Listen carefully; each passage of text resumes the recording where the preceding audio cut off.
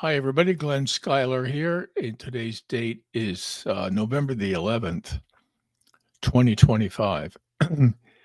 A few days ago, I did an interview with my sister, Shirley Schuyler Yost. And it's the second interview in a series of three interviews on her memories of her lifetime here in East Central Pennsylvania. From the time she was born through the preschool years and the school years from elementary school through college. And then the last interview will be her lifetime experiences as a teacher, a mother, and a grandmother to her little grandchildren. And they're quite the crew. Okay, so we're going to start off here today with Shirley Schuyler Yost talking about her school years.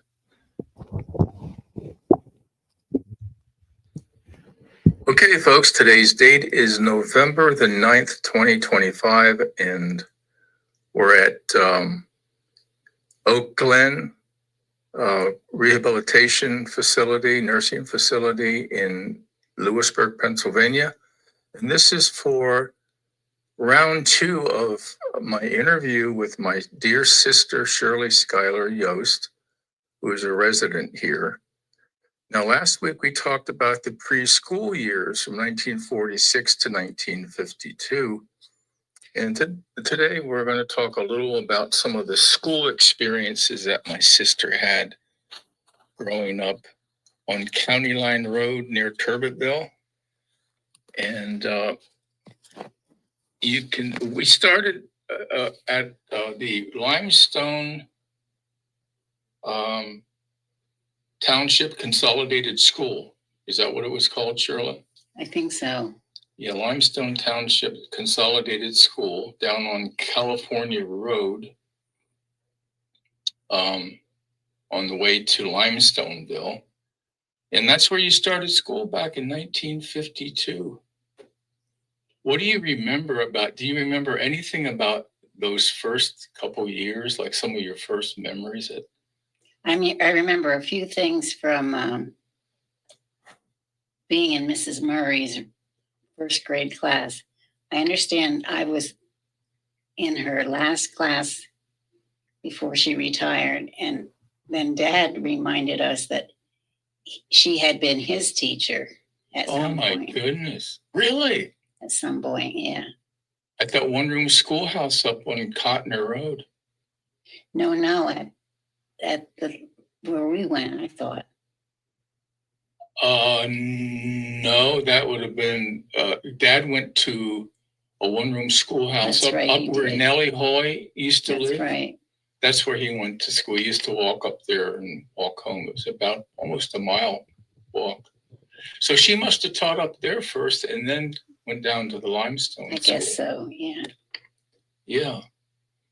So Mrs. Murray, was she, what do you remember about her? Her white hair. Okay. White hair. And she was pale complected. And she had kind of a stern look on her face all the time. Okay, so the kids didn't mess around in her classroom. No. Okay, were you a red bird, a blue bird, or with the reading? Did she have that set up? Yeah, I guess she did. I don't really remember what color I was. It's a yellow bird, red bird, blue bird. That was your level of reading. So I started off as a yellow bird, but then I dropped back to I think it's a red bird because I read too slow. But I didn't have her. I had Mrs. Dilts, who came after Mrs. Murray. Yes. Okay. You would not have had Mrs. Murray at all. No, I didn't have her at all. No. She retired. Yeah. I remember sitting around a little table where the reading group sat. Right. And the other kids in the room were doing quiet work because she told them to do quiet work. Yeah. Now, was that little round table up front? Yes. Yeah, I remember that. And you had to sit around and then sing, or yes, then read passages out of Dick and Jane or whatever. Probably. Yeah. Yes. See spot run. That was something. What else about? Now that was first and second grade there. Well, I had Mrs. Dilts for second grade. Oh, you did? Yes. Oh. Okay. I'm thinking I'm right about that. But if she retired, okay, you had Mrs. Murray for your first grade.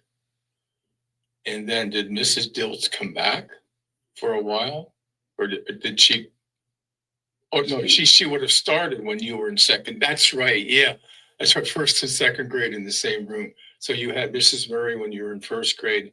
And then in second grade, when you moved across the other side of the room, it was Mrs. Dilts. Yeah. Okay. Yeah.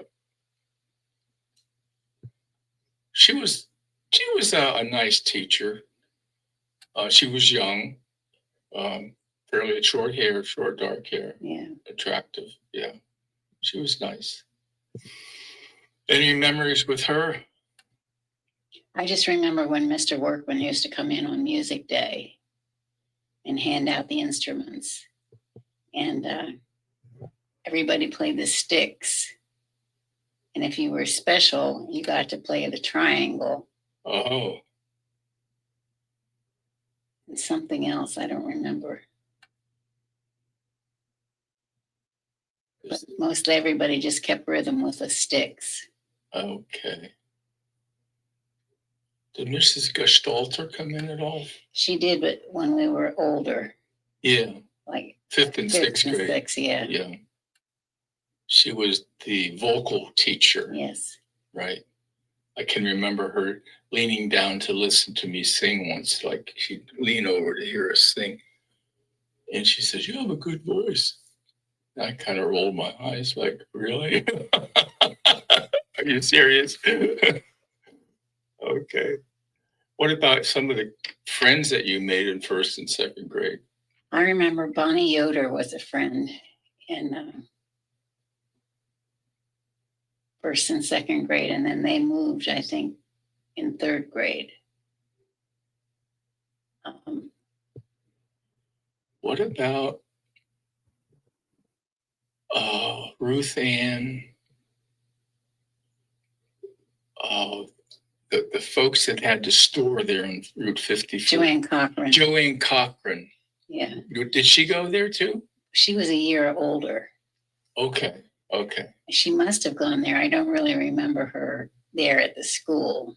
Maybe she went to Turbeville School. Or, yeah, she would have gone to Turbeville Elementary School. Did they have that back then? Or was that still the high school?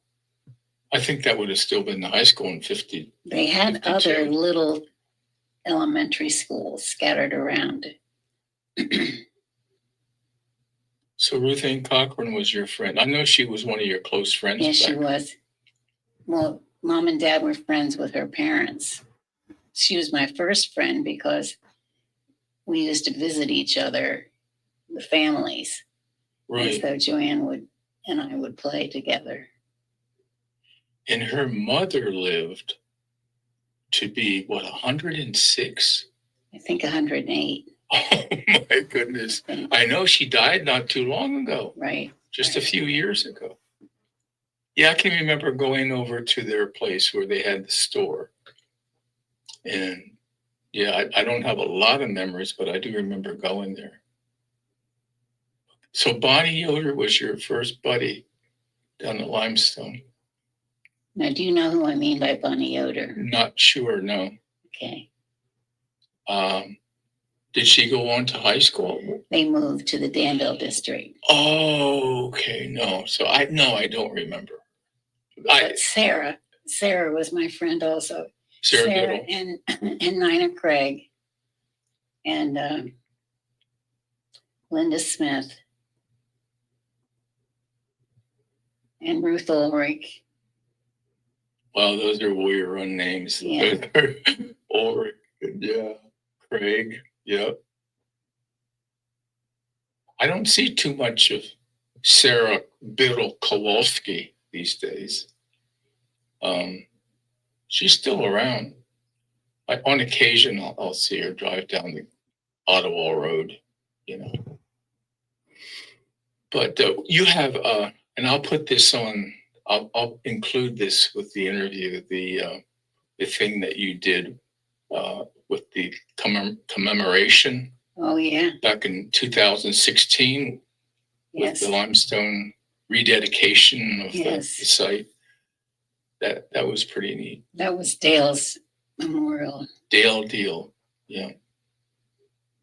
Yep, that was neat. So then you moved on to 3rd and 4th grade. It's Mrs. Hartman. Right. Mom's buddy in later years. Yeah. Mrs. Hartman. What do you remember about those years? Not a whole lot. I got a foundation for a lot of things in those years, though. Like I remember English was always easy for me, but I think it's because I had a foundation that was built in those years. Remember workbook and I underlined 1 line under the subject and 2 under the predicate, and just little steps at a time. And it was always crystal clear to me. And I couldn't understand why kids didn't get it. Didn't get English grammar. I can remember the learning to write the cursive. Yes. And we had those papers where you had to trace. Yes. Trace the lettering and on and on and on. All that repetition, day after day of doing that cursive. That's right. I don't even write cursive anymore. I don't think I ever wrote cursive. My cursive looks like a 2nd grader's cursive. I do a modified print. A lot of people do that, I think. Yeah. I could always do it faster than trying to do cursive. Now, Dad, talking about cursive, he had beautiful cursive handwriting. Yes. And even Sam Cooper, the superintendent of the Warrior Run School District back in the day, I ran into him at the commemoration down there of the Limestone School. And after he told me how fat I got, he said, "Oh yeah, I can remember your dad, Stan. He used to write to me every now and again and congratulate me on different things and for doing a good job." And he said he had such beautiful handwriting. That's what he talked about. Yeah. And he learned it all up there at what they called the Swamp School up on Cotton Road. I don't know how they got the name Swamp School. That's what John Marr said. That's the name of that school. It's not standing anymore, but it was where Nellie Hoy used to live in that area. So, Mrs. Hartman, when did you get your first A in school? Oh, they gave us O's and N's. Do you remember the O for outstanding, N for normal, G for good, P for poor, and U for... Need to talk to the parents. Anyway, so we got O's and G's. And so I got lots of O's. Well, of course, you were bright. School came easy. You know what I got my first O in? Did they change it to A or was it always O? When we were little, it was O, but they changed it to the ABCs. Oh, because I know I got my first A. You ready? What subject it was? Take a guess. Art. I got my first A in art because we were all learning how to draw a tree.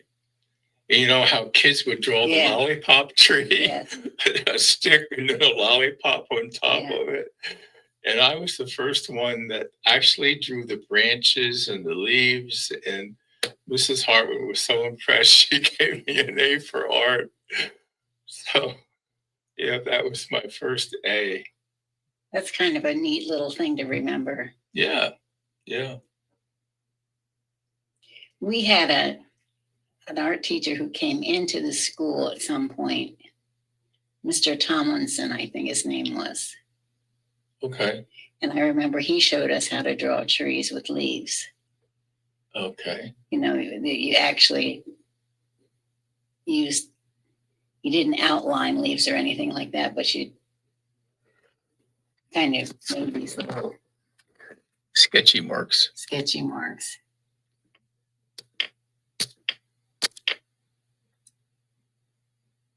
I just wanted to make sure that was still running. Don't stop there. Keep recording. I don't want to have to do this over again.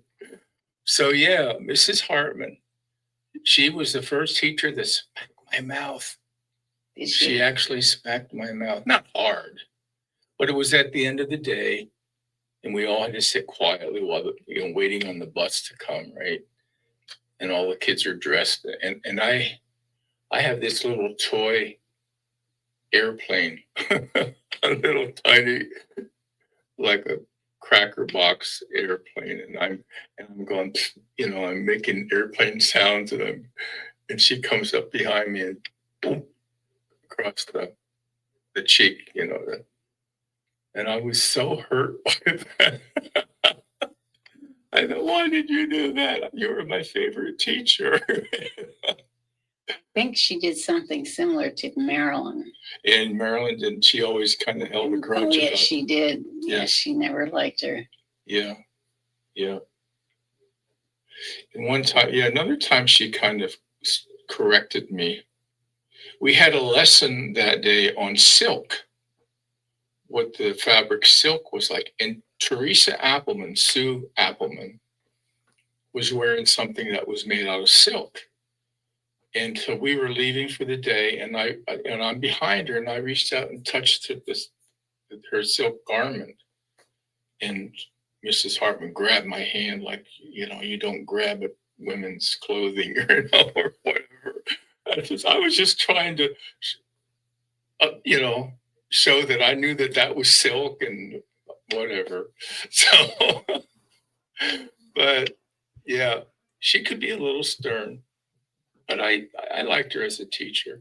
Well, now, when her husband committed suicide, where were we? What grade?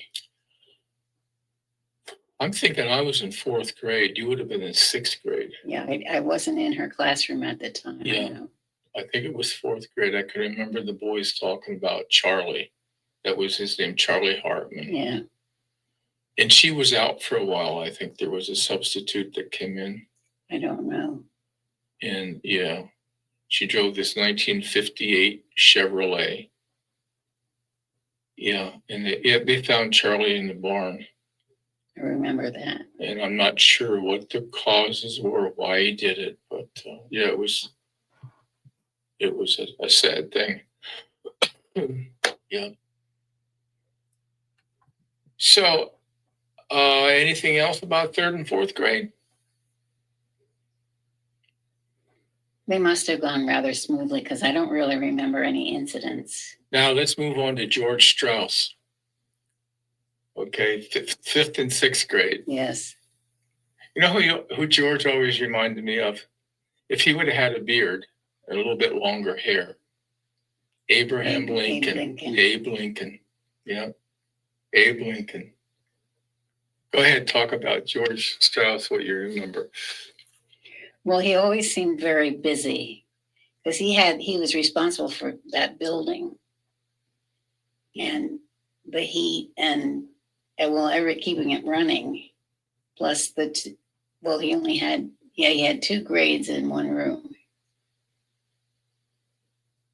5th and 6th. And he did that pretty well. Well, he was an administrator, so he was responsible for, I guess, supervising the other teachers. I don't know. He was like the head teacher of the school. But he rang the bell to bring us in from recess. He umpired the baseball team on occasion, especially when we played Anthony.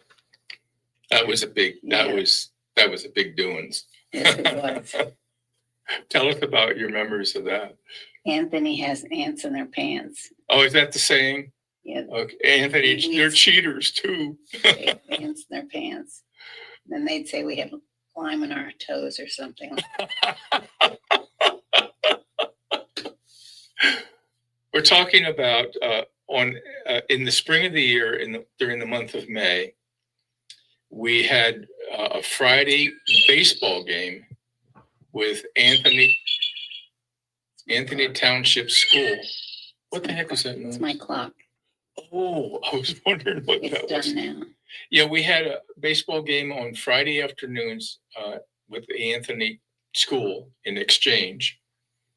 And we would either travel to them or they'd come down to Limestone School. But that was a major, major event. I mean, the kids got so wound up over that. And if we went to, I can remember going up to Anthony and we won, the boys' baseball team won. And coming back on the bus, they were just hysterical. And I'm sitting there, yeah, it was nice we won, but is this really necessary? The guys were just carrying on. But that was the Anthony Limestone baseball game. That was something. That's what I remember, I think, the most about Limestone School. And George Strauss helped umpire those games. So, and he used to climb up on the roof when the kids would kick the soccer ball and it would go up on the roof because it was a flat roof. He'd have to get the ladder out. After all the soccer balls ended up on the roof, he'd get the ladder out and climb up he would do it himself. He wouldn't have the kids do it. He'd climb up and get the soccer balls and throw them down. So, yeah. What else do you remember about George?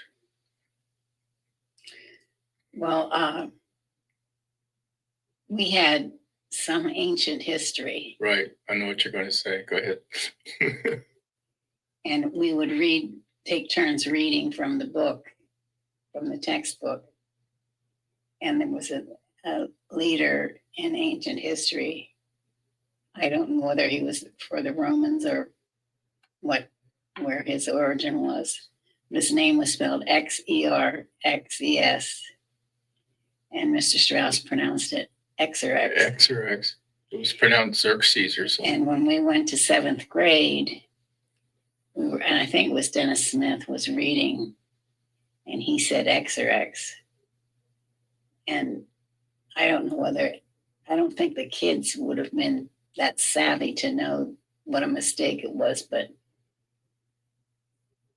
the 7th grade teacher stopped him and corrected him, and he didn't say, well, that's how he told me to pronounce it. He didn't say that, but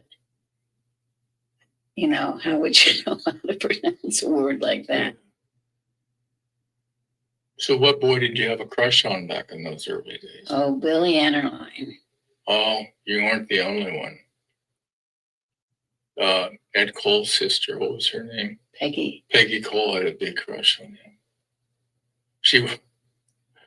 I shouldn't be. You should be telling your story. Go ahead, tell me about Billy Ennerline. I don't really have any more to tell. It's just I did have a big crush on him. Yeah, so did Peggy Cole. Yeah. I found that out when we were going home in the bus one time and they were kind of sitting in the back. And Peggy was getting aggressive towards Bill. Oh. He was trying to get away from her. So anyway, that's enough of that. But yeah, Billy Ennerline. Yeah, didn't you have a kind of a crush on Denny Smith too? Yeah, that was really early. Oh, okay. That was like 5th grade, or not 4th, I guess, but 5th grade. Yeah. Okay, the good old one. Did you go to Hershey when you guys graduated from 6th grade? Yes. Did you like the Hershey trip? Was it a big deal? Yeah, I remember vats of chocolate being stirred by big bowls. Those big bowls, those huge vats, and they'd have the big arm in there stirring the chocolate. Yeah. Yeah, that was, I can remember coming home from that trip myself, and I felt sad because this was like the end of the days at Limestone School, and we're all going to go separate ways now. So, but yeah, I had a great time there too. Yeah. Did you get in trouble for going down in the pine trees? You know, the pine trees below the school there. No, we didn't get in trouble for that. We used to play in there. Did you? Okay. I know you weren't allowed to go to the road. Mrs. Hart, Stan Walters and I went down on the road one time. We were playing in a mud puddle down on the edge of the road, the California road there. And we got back in, and she grabbed Stan and gave him a spank, you know, swatted him on the behind. And she'd left me go. And he said, why didn't he get a swat too? Or why didn't you spank him too? And she looked at him and said, well, that's because you're older and you know better. So, anyway, yeah. So I guess Stan was responsible for keeping me out of the road. Yeah, they were good days. Okay, then 1950, when did you go to Warrior Run? 58, 59. 58, 59. That was your first. And wasn't that like the first class? We were the first class, the first 7th grade. So you would have been the first graduating class at Warrior Run, right? Oh, no, I'm sorry. Well, you would have been the first one to go all the way through. Yeah, and graduate. What do you think of Warrior Run? Oh my gosh, I was horrified. This change affected me not consciously so much, but it was just such a huge change going from that tiny school, the tiny classroom. And I remember Mr. Cartner was inside the school when the bus let us out. And we went in the school and we gave him the room number, and he pointed to where we were supposed to go. And my room was all the way at the end of the hall, and he indicated down at the end of the hall. And I remember looking down the hall, and it looked so big and so long, right, and overwhelming. Yeah. Yeah. So that was quite an adjustment. Any special experiences from Warrior Run for those 6 years that you were there? Well, being a cheerleader was cool. Okay. And I really, 8th grade, I remember being really happy all the time. In 8th grade? Yes. Wow. Good for you. And you did well. You never struggled with any subjects or anything, right? No, I didn't. Well, poo on you. Even algebra and trigonometry? Oh, then I didn't take trigonometry. I should have, but I didn't. You just took algebra? I took algebra 1 and 2 and geometry. And trigonometry would have been offered in 12th grade. And it was kind of offered as a elective. And I got away with electing art. Okay. How did you do with geometry? Geometry, Which should you do better with, geometry or algebra? algebra seemed to make more sense to me than geometry, but I got better grades in geometry, I think. Okay. My grade in algebra, I remember getting test papers back and looking at the corrections and thinking, oh, okay, I get it now. I just was a step behind. Who was your algebra teacher? Algebra 1, we had Mr. Hare, I think. Okay. Then he left. And we had a Mr. Brand that came in. Yes. I think I had him. Yeah. Yeah. I always did good in geometry. Algebra, I kind of struggled with a little.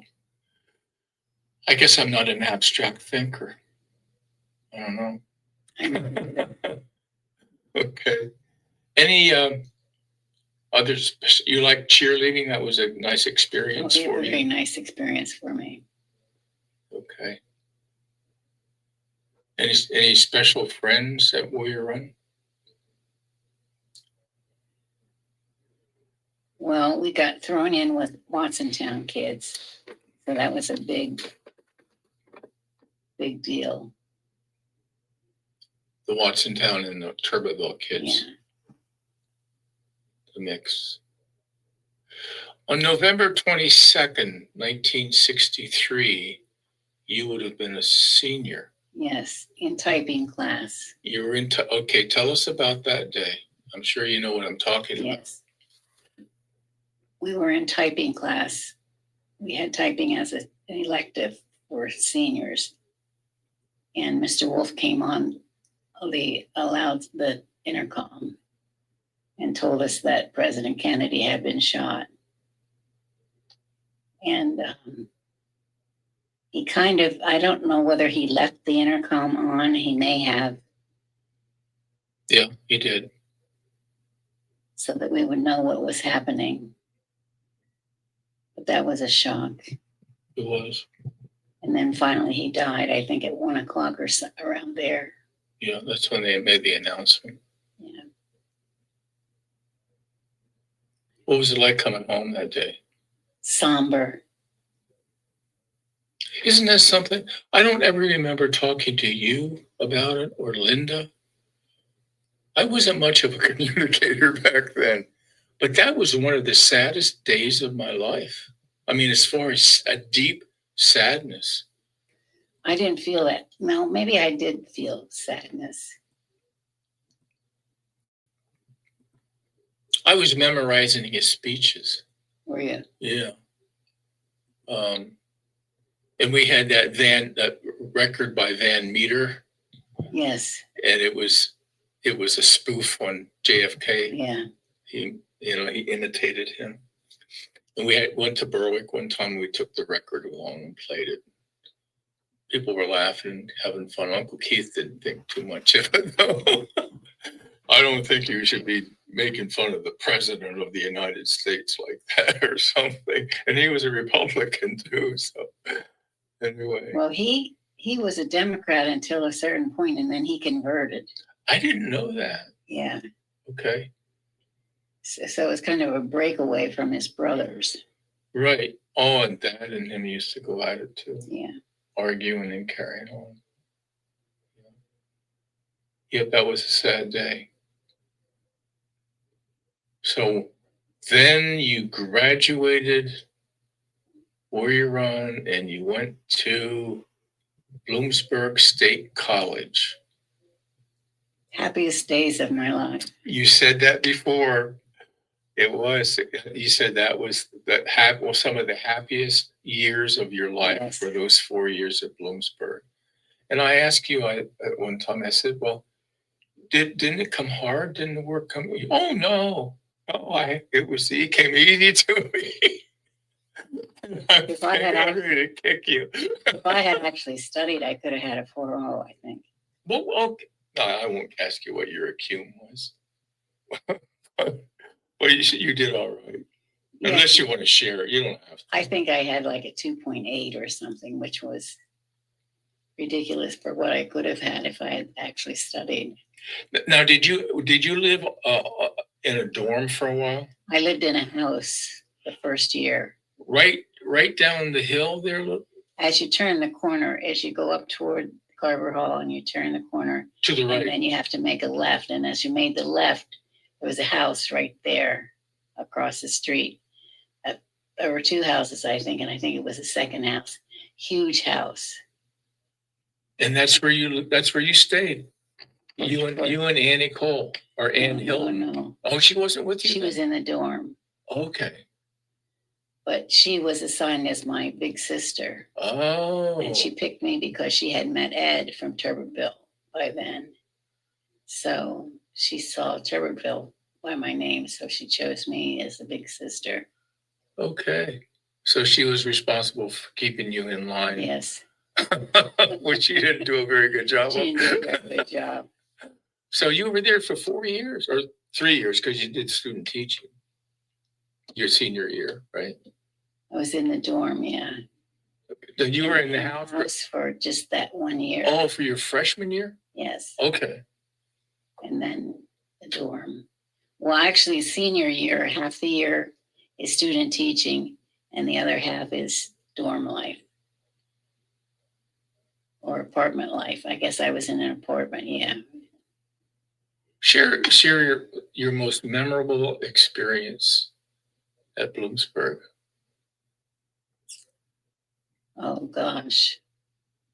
I know you always had a smile on your face when I would pass you on a sidewalk or something. You know, you always seemed to be happy. I was happy there. Yes. Yeah. It was a different world. It was. It was like it was just a different world. It was a different setting. It was like a protected area, um, away from the chaos of the outside world. It was a neat experience. I enjoyed it too. It was some of the best years of my life. Well, tell me about some of your, or maybe one of your best experiences there.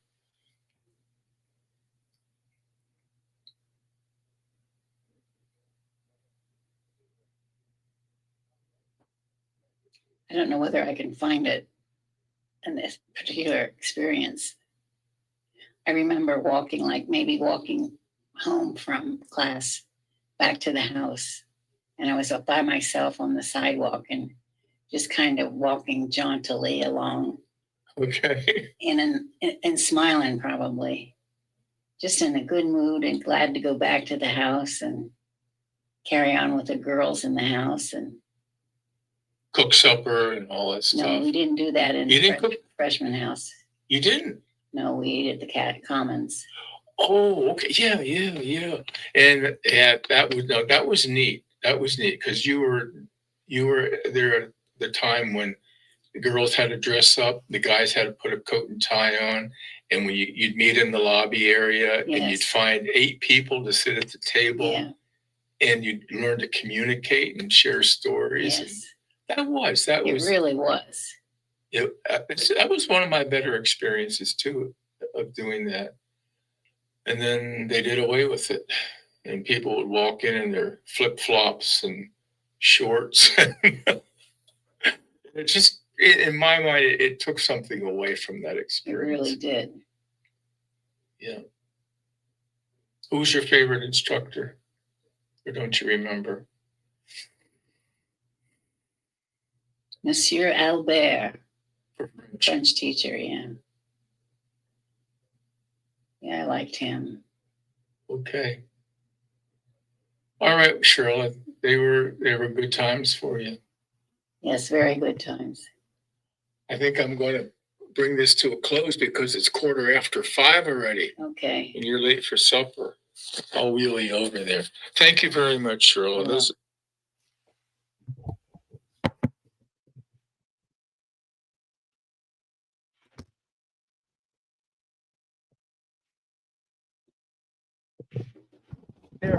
There I am. Okay. That was the conclusion of my sister's school years from elementary through college. And as you can see by her enthusiasm over college, it appears that her college years were exceptionally joyful. And I'm happy for her because of that. And those years were for me too. I had some ups and downs, but it was a very happy time for me too. Okay, that concludes the second interview with my sister, Shirley Schuyler Yost. And the final interview with Shirley will be her adult life, her teaching experience or experiences, and her experience in being a mother, a wife, and a grandmother, and a sister, because I lived right across the road from Shirley for a number of years in the later years when I moved back to this area. So I thank you for watching, and I'll see you again real soon. Stay tuned. Alrighty. Bye-bye.